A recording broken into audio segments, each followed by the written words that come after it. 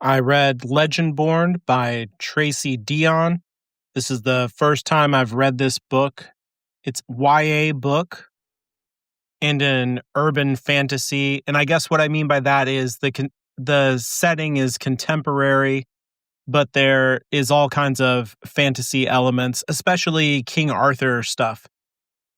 The story is kind of a coming of age, like a lot of YA is, for a young woman named Bree, who is about 16 years old, and she's going to college on a early study program, but her mother has just died, and she, her first night there, gets wrapped up with a group of people who end up being part of the magical world that has secretly been a part of her life and her family's life this entire time without her knowledge. Something that I noticed right up front at the beginning of the book is a love for language that Tracy Deonn seems to have, but also is infused in the characters. But I don't think that the way that the characters are talking to each other with really big words and making allusions to Jane Austen or Lord of the Rings or Star Wars or whatever is just all fun and games, even though it is that. I think right up front, Tracy Deonn knows what she's doing in making language itself an important theme in the book, because language is of central importance to how the magic system works for the group of people who are involved in all this King Arthur stuff. The taking of oaths, the way that they talk to each other, all of the ranks that they have that are all delineated by words. So stuff like page and scion and regal, all of these different levels within the organization, but also the fact that some people insist on being referred to as my lord. All of those things are really important facets of language that feel like a real choice that Deonn is making. The other big thing that we get right up front is how Bree is emotionally putting up these walls around her that have to do with the grief that she feels over the loss of her mother. And so she talks about being inside of her own fortress and shoving other people out. She gets very angry when people say to her that they're sorry for her loss, because she feels like her mother is not lost, she's just gone. And it's the fact that she's gone that is causing all the grief, that she's just never going to come back. And she's also somewhat suspicious that maybe the death was not an accident, like it's a car accident, but there's something weird going on with her memory of the experience that leads her to believe that it could have been possibly a murder. And so that won't let go of her. But at the same time, she's trying to numb herself to the grief, and that numbing of herself is also leading her to push away the people who would offer her their condolences and their love and their presence.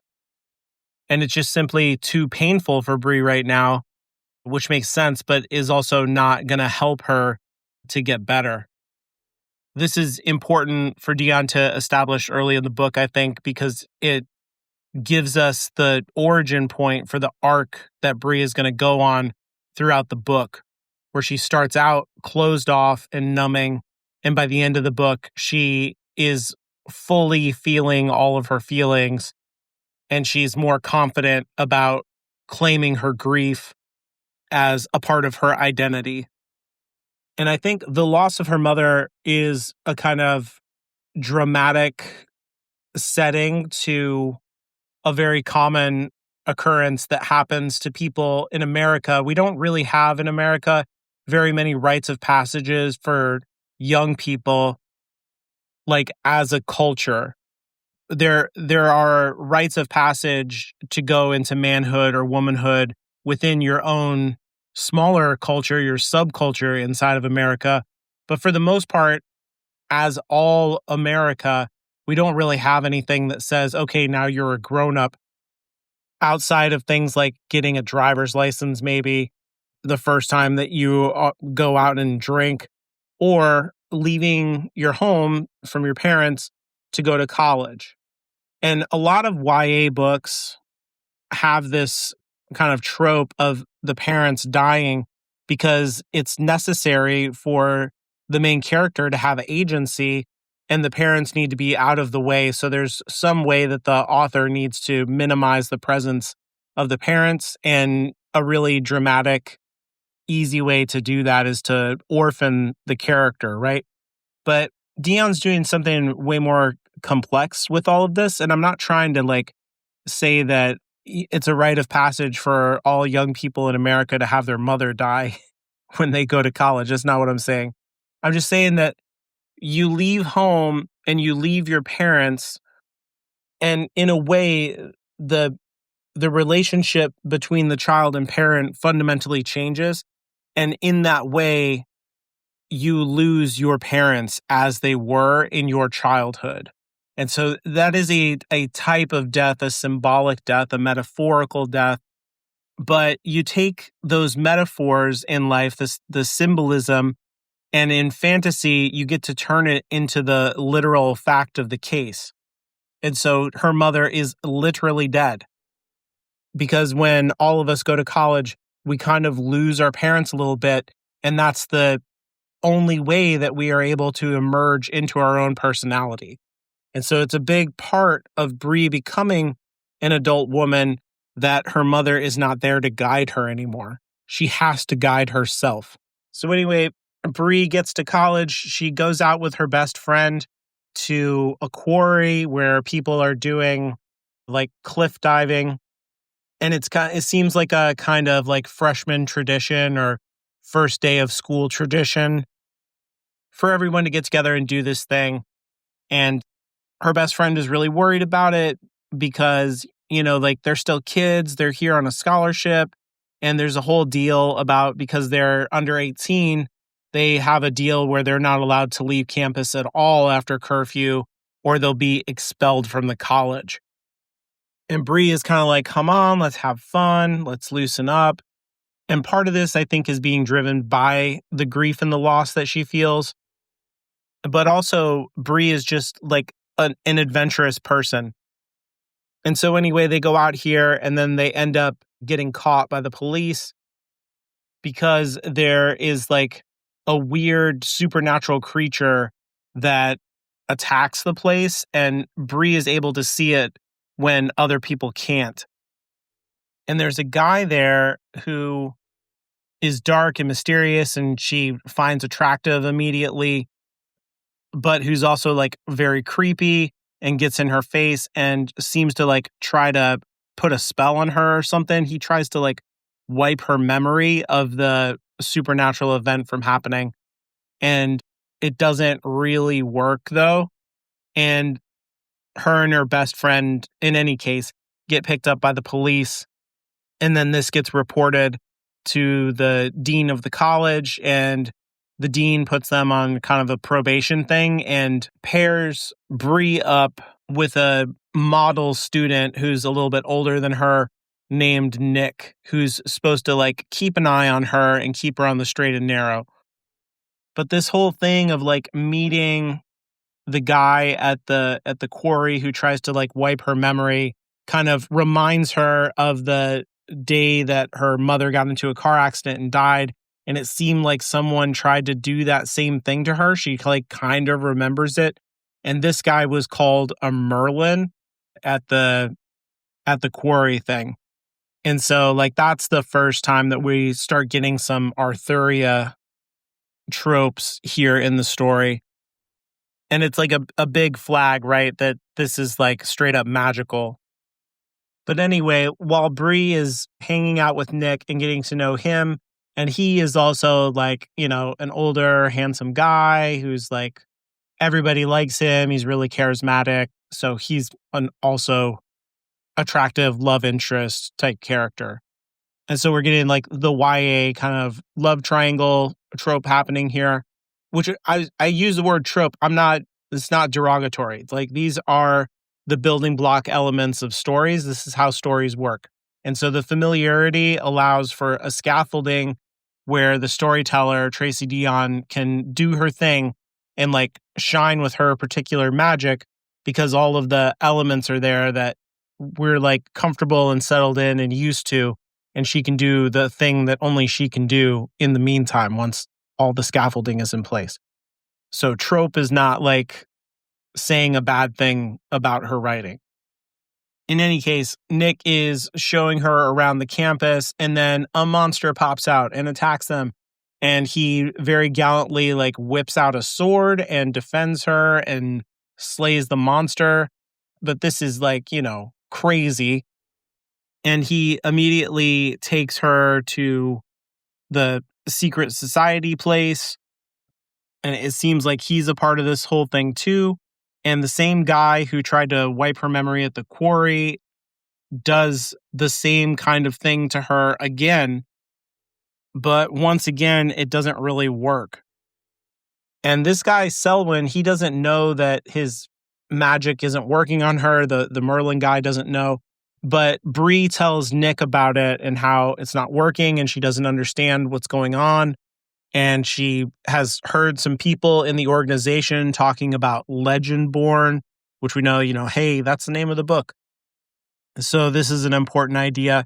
And basically, a Legendborn is a person who has their heritage, their bloodline tied to their magical ability.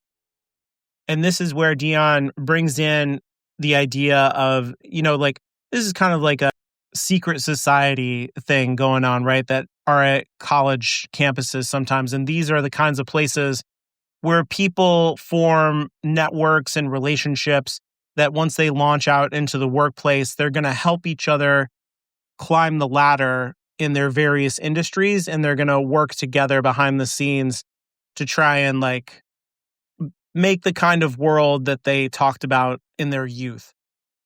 So things like, Greek houses, fraternities, sororities, stuff like that kind of operate in the same way where they might give each other a leg up behind the scenes. But this place has a more supernatural angle to it. And you come to find out that there's like a war that's going on between these monsters who keep invading and the members of the secret society, the Legendborn and whatnot, and their followers who fight against the monsters and then protect the rest of the community from knowledge about the supernatural attacks. So they'll go back and erase people's minds.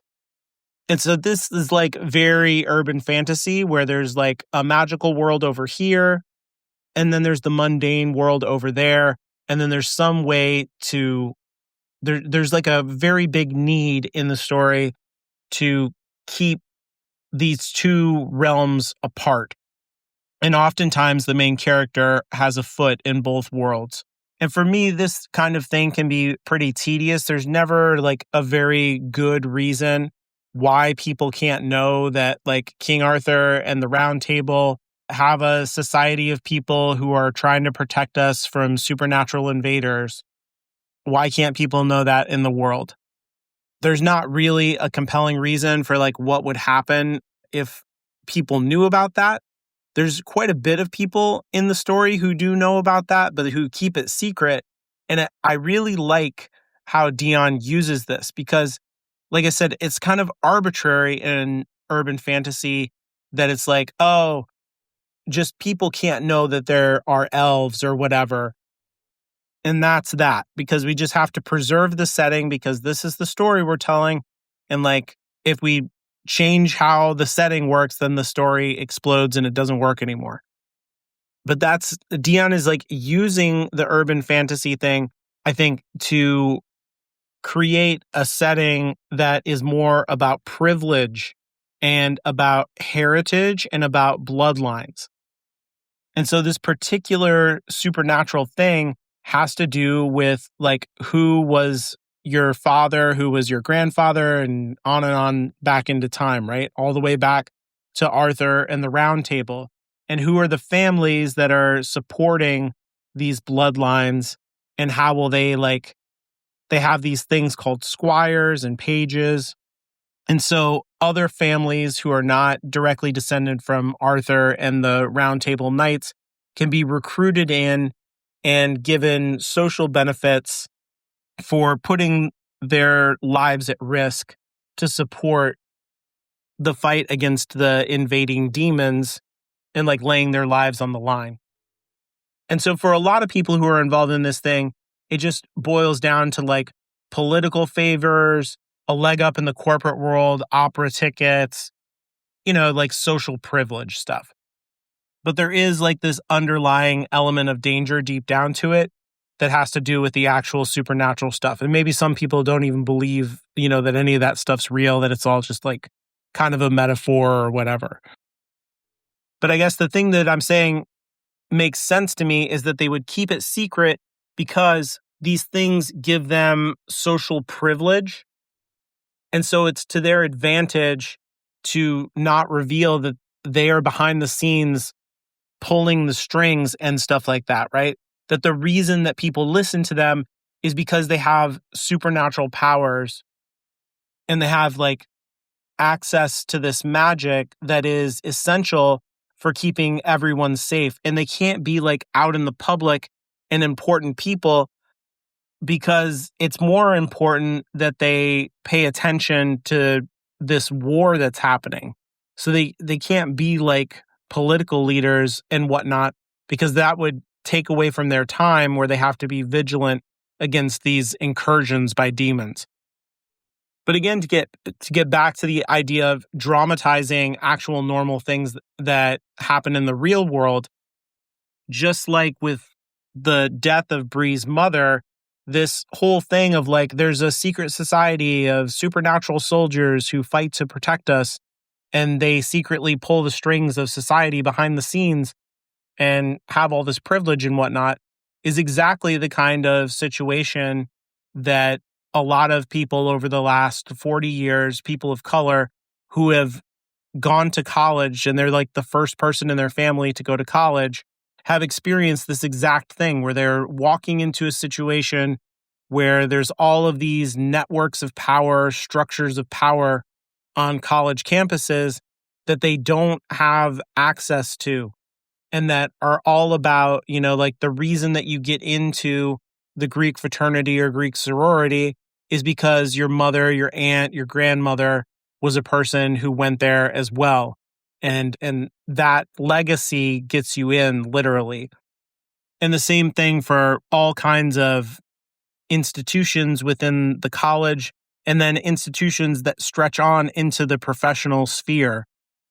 And so for all kinds of people after the 1960s through the 70s, 80s, 90s, who are breaking into the middle class, maybe for the first time in their family's history, they're encountering all of these structures that have all kinds of rules and have all kinds of social inertia to them that is pushing back against their ascendancy and their entry into that space.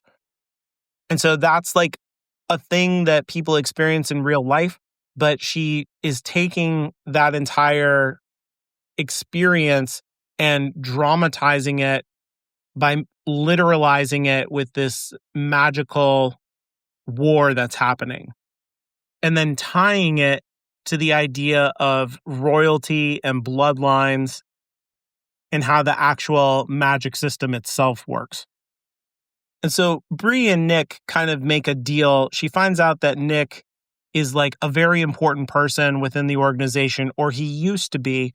And then he kind of renounced his title. It's kind of the Prince of England saying I'm not the Prince of England anymore. And then he doesn't have a right to go to the throne. And this turns out to literally be the case, because Nick is directly descendant from King Arthur. But Bree wants to get into the organization and find out more about it, because she feels like this whole mind control thing that was happening to her also happened the time that her mother died in the car accident. Someone did that to her, and she wants to find out why these people were involved in her mother's death. What are they covering up? What are they doing in the community? And so basically that's what she ends up doing. She joins the organization, the lowest rank, which is a page, and Nick gets her in the door. He rejoins the organization in order to help her. And then he starts revealing more and more secrets about what the organization is, how it works, and all of that kind of stuff, while simultaneously trying to like track down any information that might have to do with her mother's death. While she's at the organization, she runs into Selwyn again, the Merlin who tried to wipe her memory. And it turns out that he is directly tied to Nick. He's like Nick's protector. And that if Nick is King Arthur, Selwyn is literally Merlin. He's the guy who's supposed to be there protecting him with his magical powers, making sure that the demons can't get to him, because his leadership is going to be very important for like final battle type of scenario. And Selwyn's very suspicious of Bree. He doesn't trust her sudden appearance with all of these monsters happening. Like every time she's around, a monster tries to kill people. And he also thinks that she is getting too close to Nick too fast. And he just finds the whole thing like a little too convenient. And so he suspects her of being like an actual demon who has taken the shape of a human. And so all of this crazy stuff is happening to Bree, but she's not able to talk about any of it to her best friend Alice, who goes and like tells Bree's dad that like Bree is just acting really weird. She's showing up, at like 1 a.m, or she's staying out all night. She, got in trouble with the dean. And so like this is all weird behavior for Bree. And this leads to her father hiring a therapist for her, who is a woman that knew her mother back when she was in college. And so when they meet, the therapist just straight up tells Bree that like, oh, your mother was able to use magic and like you can use magic too, which explains like a lot of the weird stuff that Bree has been experiencing through the entire book. But at the same time is like a huge crisis of identity, because like, why didn't her mother tell her about this? Why didn't her mother train her? Which is kind of the therapist's position. She's like, oh yeah, your mom should have trained you, or your aunt or your grandma or somebody. But nobody told her about her heritage of magic. And her mom was just like ripped away from her. And so this leads to her like having a panic attack, a crisis, because it's kind of an existential freak out, right? She just doesn't, this underlines the way that she doesn't know herself, and she doesn't understand why her mother never talked to her about this stuff. And she can't ask her, of course, because her mother is dead. So it's like, this part was really heartbreaking. Like I felt really terrible for Bree. And the other thing that it pulls up too is that, because Bree is Black and this therapist is a Black lady, the racial difference that's going on, because all of this is set in the South, and it's a really important fundamental part of the story. And the loss of her family, the loss of her mother, and the estrangement that she's feeling from her father, because she has to lie to her father about this whole thing, because like, what is she going to tell him? Like, oh, there's demons and I met these King Arthur people and I'm secretly infiltrating them to try and find out if mom was murdered or not. Like, that's not a thing you can tell your father, right?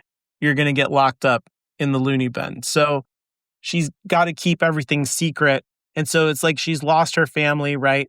But that underlines the way in which Black folks all across the South have lost their entire ancestry for like, up 300 years or however long their people were brought over from Africa. And how, that when they were turned into products instead of people. They didn't show up in genealogies anymore. They weren't buried in graveyards with headstones where, you can go back and like figure out, oh, the family was here and they were buried there. Okay. And they were in this census count, blah, blah, blah, blah, blah. Like, no, all of that stuff is gone. And so it's like very, very difficult to track down who your family was and where your people came from in the past. It's like nearly impossible, basically. And so that is the circumstance that Bree is like, she's not only like lost her mother and she's estranged from her father, but this having this magic that she's inherited really underlines the difference between her and the kids who are in this Arthurian secret society that's all built on who was your great, great, great, great, great grandfather. Knowing your lineage equals power in this world. And she doesn't know her lineage. She doesn't understand her identity and she doesn't like know who she is. And therefore she's powerless. But a great thing I think that fantasy delivers to us is like the things that really are out of reach for us in our real lives. We can be given those things in the fantasy. And so when we read it, we can enter into this space that we never can have in real life.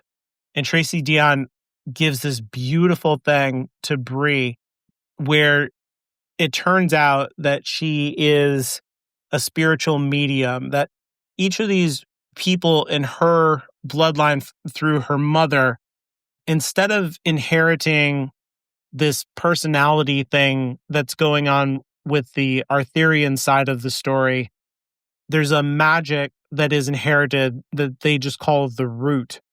And it has to do with like the energy of the world itself and the ability to sense and direct that energy. And there are different gifts that are given to people. So you can like see auras, or you can make plants grow, or in Bree's case, you can commune with the dead and with ancestors. And so all of that stuff that I just said about how Black folks have lost their history because white people stole it from them in America over the last 300 so years. For Bree, she's able to reach back into her lineage and communicate with those unknowable people and learn about who they were. And she can like literally relive parts of their lives. She goes on these very detailed visions that are fully embodied. And she gets to know the people who came before, like her grandmother, and further back and further back.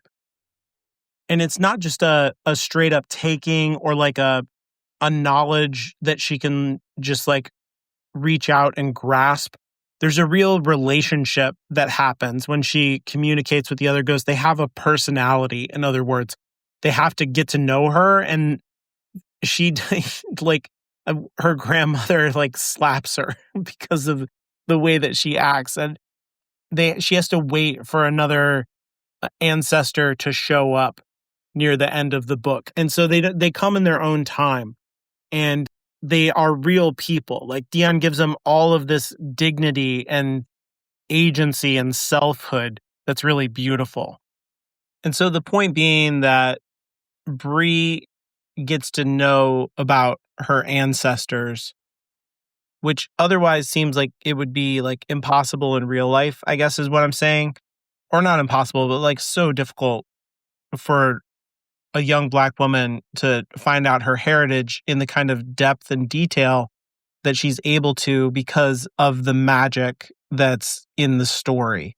And so the kind of fantasy that it is fulfilling in the story is around, the fidelity of being able to know your heritage to this kind of depth. The thing that's been robbed from so many young Black people is the very power that she has. And of course, like I said, this story is a coming of age, and her identity is such a central part of that whole coming of age. That's the whole point of coming of age, is you form your own identity, and your personal history is so deeply an important part of that, especially in this story. And so to have this power and the access that she does is fundamental to establishing that identity. Another thing that I really like about the whole traveling back into the memories, and this is present throughout the entire book, is the degree to which everything is embodied. And so Bree will often talk about her emotional feelings, like her feelings in any given moment, and how that is affecting her physical body. And so when she goes back into these memories, she's feeling the actual bodily feelings of the women that she is inhabiting. And she's also like having her own emotional reaction to that, which is accompanied by a feeling in your body. And so I don't know, this just kind of sticks out to me. It always sticks out to me with women authors, the degree to which emotional experience and body experience are tied together in ways that men avoid writing so often. And I think it just makes the entire experience of reading the book more proximate to me. That it's just like way easier to inhabit the experience of Bree because of the way that Deonn writes her emotions living in her body. So anyway, jumping back to the plot, Bree has to try and get into the Legendborn club by doing all kinds of like trials and games and stuff like this, which if you think back to like King Arthur stories, that's what these guys are constantly doing, right? Like they're out there sword fighting with each other or jousting or whatever games that they play to like figure out who's the strongest, who's the fastest. And so I guess this is just what Arthurian people do. They just like skirmish amongst themselves to practice being really good fighters because then later they have to fight demons or something. And so to prove herself, she has to like learn how to sword fight and do all kinds of like scavenger hunts and things like that.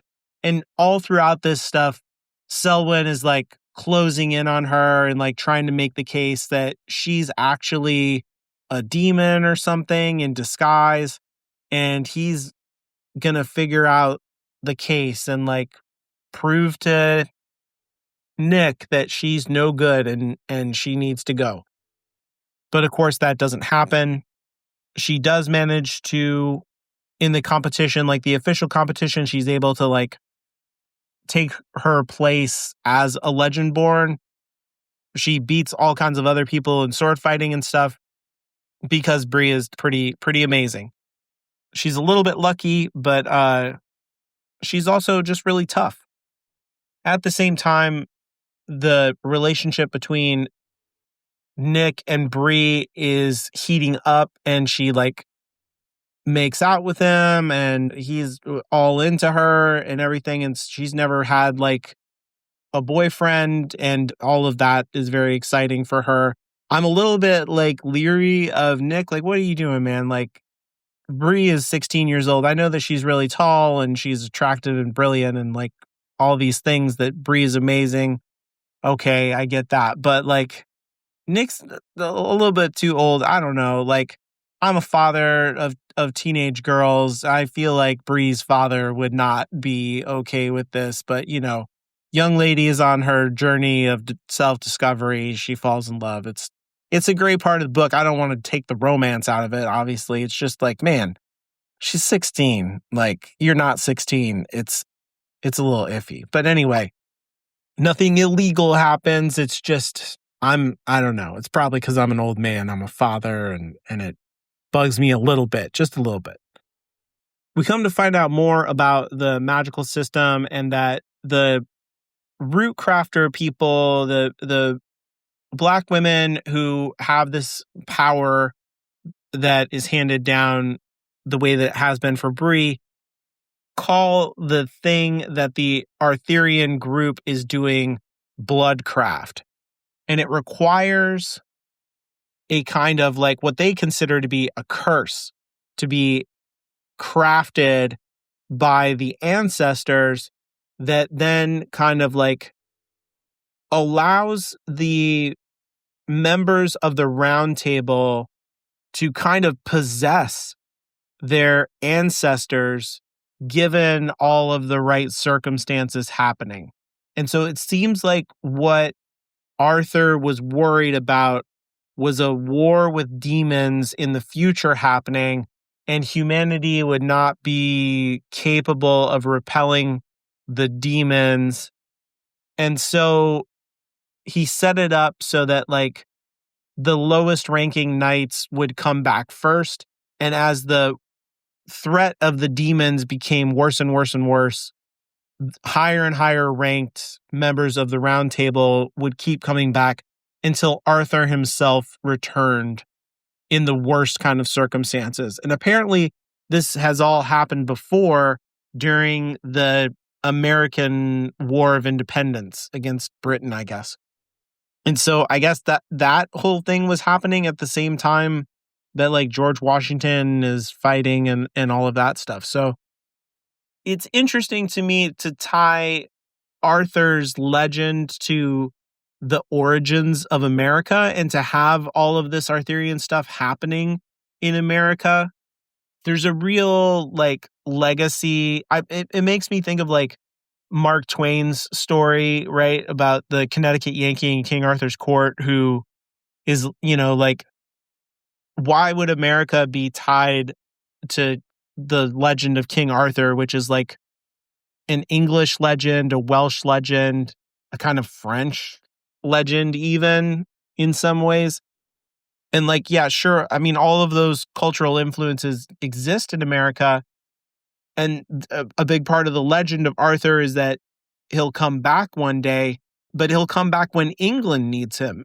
And yet the legacy seems to be installed in America. And I don't think that it's an accident. I'm not saying all this to be like, oh, that this is some kind of mistake or it's weird.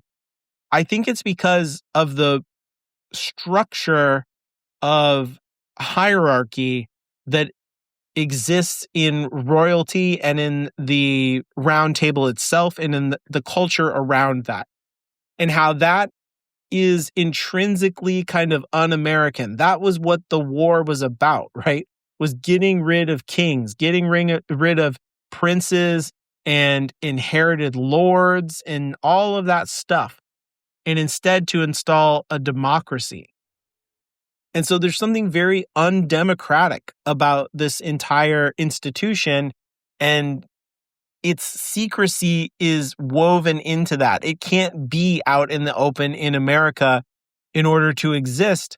It has to be a secret because it is intrinsically kind of un-American in its structure. And so I think we're supposed to like not like the Legendborn. We're supposed to be like suspicious of everything about them, and they don't quite fit with how, like justice and meritocracy and things like that. They are unfair fundamentally. And also by coming through time kind of and the bloodline and inhabiting the bodies of modern people, it makes the members of the Round Table and Arthur feel a little bit like demons. It's like they're possessing. I mean, I know they fight demons, but you know what I mean? Like demon possession, like The Exorcist or something. Like they are taking over the personality of these kids. And that's the other thing, is that there's a cost to this magic. It gives you superhuman strength and speed and healing abilities and all kinds of cool stuff. But the cost is you're going to die in your 30s if your Knight of the Round Table comes up and inhabits your body. And the justification within the institution is like, hey, that the world is trying to like come to an end with these demons, and we're the only thing standing, between humanity continuing to exist and the end of the world. So like you die in your 30s is kind of like a noble sacrifice to that end. But there's a lot of shenanigans happening here where like it feels like the institution is more important than whatever its mission statement claims to be. Like, they're more interested in perpetuating the round table than they are in fighting demons, is what I mean. But as Bree and Nick get closer, Selwyn is more and more convinced that she's a problem, and she's managed to prove herself as a Legendborn in the competition and all this stuff. And Nick claims her as his squire, and they're going to be like formally through the magical oaths tied together for the rest of their lives. Like, a lot is happening in Bree's life in this first year of going to college. This is quite the commitment that she is lining herself up for, ostensibly to find out what happened to her mom, and not a lot of information is coming forward on that front as far as all this goes. In learning about all this stuff, Bree uncovers that Selwyn and the other Merlins, and this comes across in a memory that she relives through her medium magic. Selwyn is part demon, and so, like, he's not fully human. He's a crossbreed. And so his mother was human, but somehow I guess his father was a demon or something. And so his ability to use magic is tied to that whole thing. But as a part demon, part human, it has this like internal conflict to him where the demon is always trying to take over the human part. And so it's like destroying him. His very essence can't exist in this way. And the oaths that he has sworn to protect Nick and to serve the organization is helping to retain his human side against the demon side. And so we start to see Selwyn as a more vulnerable character. He becomes less antagonistic after we find this out about him, and as the book continues to unfold. And in a way, he's a kind of mirror to Bree and her story, because we find out that Selwyn also lost his mother to the organization. And so he never understood what happened to his parents. He was adopted at a very young age by Nick's father and brought up as kind of like a little brother to Nick. And so he's always been close to Nick. But the truth is, it turns out that his mother had all of these magical powers too. And she got in the way of the organization and their goals, and like uncovered some uncomfortable truths about what's really going on. And because of that, it seems like the organization took her out. And this is all wrapped up with the same thing that was going on with Bree's mother, where she was put under surveillance by the organization. And so for most of her life, she gets on the radar of the organization, and they're like not sure if they basically try to erase her memory, and then they're always checking in on her to find out if the memory spell stuck or not. And all of this is found out because Selwyn helps Bree to like break into Nick's childhood home and look through old records. And so Selwyn more and more is like kind of turning against the organization. He finds out about the whole thing with his mother. And while he has this dependence on the organization for his personal sanity and like his identity and everything, that relationship is really strained. And he's often like not believed. Like, he has this suspicion that somebody in the organization is a traitor, because all of these gates for demons keep opening up all over the place. And it doesn't make sense for how the demon magic works. Someone has to be helping them. And he figures out that it's not Bree, but he can't figure out like quite who it is. And so in the same way that Bree has this conflicted relationship with the Legendborn, she needs to join the organization in order to find out the truth about her family but she doesn't trust them because, like, intrinsically she suspects them of being involved in the murder of her mother, or that's what she presumes. And so in parallel, Sylvan has this like relationship with them as well, where he needs them in order to survive and stay sane, but at the same time doesn't really trust them and sees that they are doing real damage to his family, and they've lied to him for his entire life. And the same thing kind of happened to Nick as well. Like, his mother tried to take him away from the organization, and this is why he renounced his status. She like tried to kidnap him, if you can be said to like kidnap your own kid, I don't know, and get them out of a creepy cult where he's going to be possessed by King Arthur one day. But of course she was stopped, and then like she just vanishes out of Nick's life. And that whole situation is like what causes the problem for all the characters involved, because everybody's mother is like involved in this situation.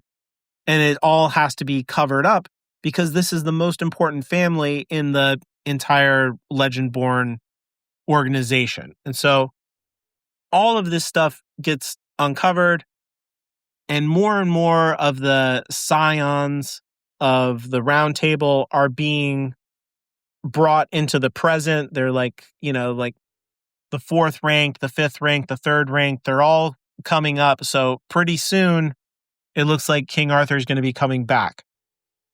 And during all of this, like, there's an attraction that's building between Selwyn and Bree, and she's also having these romantic feelings towards Nick, and she's having all of those really strong emotional reactions in her body that I was talking about. And that's a journey out of the way that she started the beginning of the book, where she had her walls up, she was inside of her fortress, she was numb, she couldn't feel pain. And now she's like feeling the beginnings of love. She's feeling attraction. She's having these like experiences through her ancestors. And so she's just opening up more emotionally, right? It's not steady feelings, but it's an opening up. As more and more demons are like attacking, and we move towards the end of the book, things are like more and more of an emergency. We're like, oh, you know, King Arthur's going to be coming. We've got to get everybody together and go to the place where Excalibur is in a stone, in America. It's crazy. It's here at the college. It's all like underground. And so all of the Legendborn kids and everybody else, you know, like all the supporting squires and pages and all that stuff are fighting demons all over the place. And they go down to like where Excalibur is. And we come to find out that like at the same time, Bree has like a really powerful memory experience where she relives the ancestor who, it turns out, used the blood magic, the bloodcraft, to tie herself to the rest of the line, like the same way that King Arthur did in the Round Table. And the reason that she did this was because she was a slave, and she was basically raped by her slave owner. And then when she became pregnant, she realized that he was going to kill her or try to end the pregnancy or something like that. And she didn't want that to happen, of course. So she runs away, and then she uses her magic in addition to the bloodcraft to protect her child. And the cost of this is that the mother, for going down the line, the mother is going to die, and then the daughter is going to inherit the power, and it's going to move down the line like that, like forever, I guess. I'm not totally sure how this magic system works. Like, not everything is laid out in the first book, which is good because there's like places to go, right? But the slave master who impregnated her is actually the person who is Nick's ancestor. And so comes from the line of King Arthur. And it turns out that this guy's wife was actually cheating on him with the Lancelot scion. And so Nick is not descended from King Arthur, he's descended from Lancelot. And so just like in the legend of King Arthur, where Arthur is cuckolded by Lancelot, the same kind of thing is happening here, that Lancelot's bloodline crossed over King Arthur's. And so when that woman, the slave owner woman, had the baby, she said, "Oh yeah, this is King Arthur baby, don't worry about that." But really it was a Lancelot baby. And the true King Arthur baby was a slave and grew up as a slave, which is kind of like the King Arthur legend itself too, right? Like to hide him from everyone, King Arthur grows up as a peasant and not as royalty at first. And so his origins are hidden. What I really like about this whole thing, besides the resonance with the Arthur legend itself, which is really well constructed and clever, I really, really like that this whole thing of this whole society is all built on like everybody knows their bloodlines and they have all this loyalty and to the heritage of this and that. And then Bree, because she's descended from American slaves, has no idea what her heritage is and can't prove anything. And no one has any respect for her because she doesn't have a place in the hierarchy and she hasn't inherited anything, and on and on. But it turns out that she knows not only her heritage better than they do because of the magic that she has inside of her, but she knows their heritage better than they do. She realizes that Nick comes from Lancelot before anybody else does because of the insight that the magic gives to her. And so the entire relationship to the past and to heritage is inverted. And so actually the most powerful person in every way is Bree. Not only is she descended from King Arthur and she's the scion of Arthur, so she's the de facto leader of this group according to the rules of their own hierarchy, but she also just straight up knows more than everyone else. So that's a very, very cool inversion that the entire book has built up. And I just love it's very cathartic, right? Like she's been treated like crap for the whole book by these people.